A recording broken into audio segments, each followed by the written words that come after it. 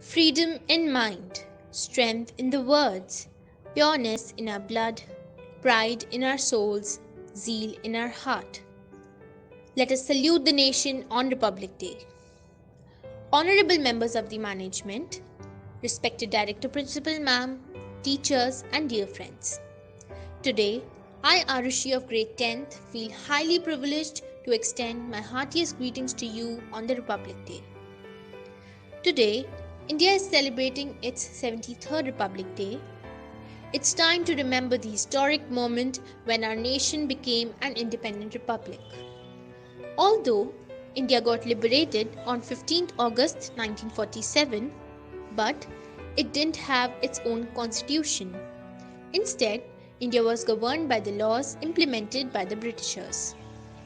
It was on this day that Constitution of India came into force way back in 1950. This day reminds us of our freedom struggle and how the great freedom fighters of our country sacrificed their lives to get us the Poon Swaraj. It's only because of the hardships undergone by our freedom fighters that today we are living in a democratic country where each citizen enjoys equal rights. The Indian Constitution declares that India is a sovereign, socialist, secular, and democratic republic. It assures the citizens justice, equality, liberty, and fraternity. Our duties as well as rights have been enlisted in the Constitution. On this Republic Day, I hope that we continue to respect the basic principles and values given to us by our distinguished Constitution.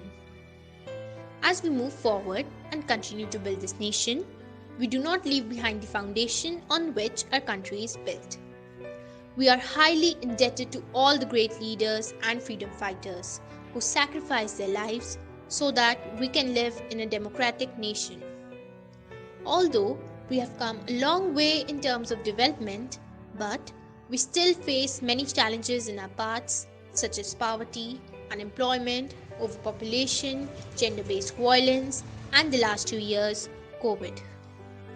Our earnest duty as enlightened citizens is to brave all the challenges and together come out stronger. Jai Hind, thank you.